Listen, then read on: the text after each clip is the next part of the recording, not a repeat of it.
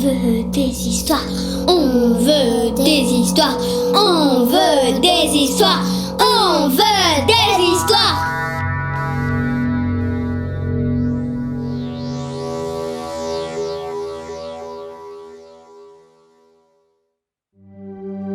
Une histoire parmi d'autres d'Alexis d'Andievel, racontée par Didier Guillaumet, Isabelle Ferron, Alexis d'Andievel.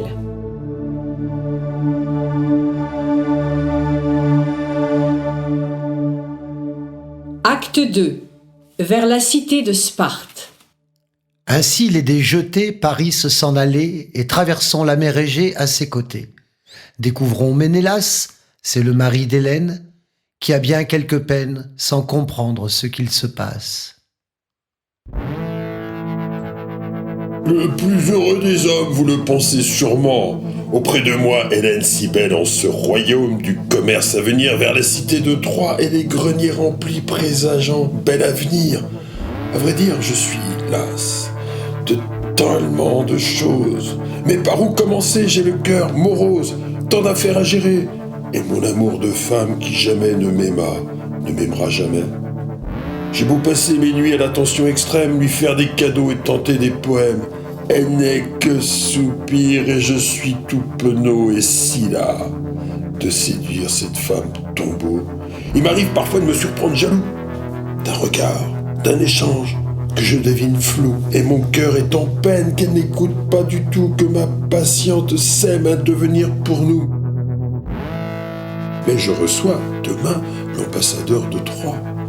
Ce sera l'occasion d'un bien joli festin. Fasse que nos deux nations échangent comme il se doit, afin qu'advienne l'heure d'un avenir serein. S'il se pouvait aussi à cette belle occasion qu'Hélène s'amuse et rit, j'en serais si heureux. Et si sa relation avec sa fille chérie pouvait se dérider, ce serait le pompon. En attendant pour l'heure, et comme roi de Sparte, savoir raison garder, ce n'est pas de la tarte. Penser à l'intérêt de mes propres sujets, tout autant qu'au bonheur de ces nobles invités.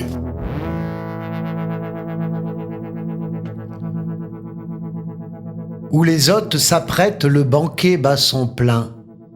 Aux coulisses de la fête, le regard incertain, Hermione scrute et guette tous les gestes de la main de sa maman Hélène et de ses beaux marins. Qu'ils sont beaux ces Troyens qui débarquent chez moi. Qu'il est fort, mon papa. Quel organisateur. C'est dommage qu'il ait dû partir avant la fin, appeler plus ailleurs. C'est son devoir de roi. C'est chose bien étonnante que la reine, ma mère, elle, d'habitude sévère et aux émotions lentes, retrouve ce sourire que je ne lui connais guère, et cette légèreté qu'efface ses soupirs. J'ai bien cru la surprendre hier dans le jardin en grande conversation avec ce jeune Troyen. Je ne suis qu'une enfant, mais je ressens les choses que souvent taisent les grands quand ils me mettent en pause. Et j'ai vu ma maman sur un nuage lointain, et les vents dispersaient mes appels incessants, son regard pétillait de mille et un soleils. Elle m'avait oublié au pays des merveilles. J'ai vu mon papa, dans une rage noire avant de s'effondrer et fondre dans mes bras. Du haut de mes 9 ans, que sais-je de l'espoir à venir improbable où nous serions à Troie? Il me faut me coucher. Ce doit être un cauchemar. Tout est allé si vite.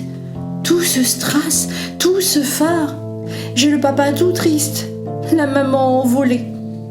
Il me reste ma poupée qui chuchote dans le noir. N'aie pas peur, me dit-elle. Ça devait arriver. Les histoires des grands, on ne les comprend jamais. Et même eux, le sais-tu, n'y comprennent pas grand-chose. Ils s'y sont lentement juste un peu habitués.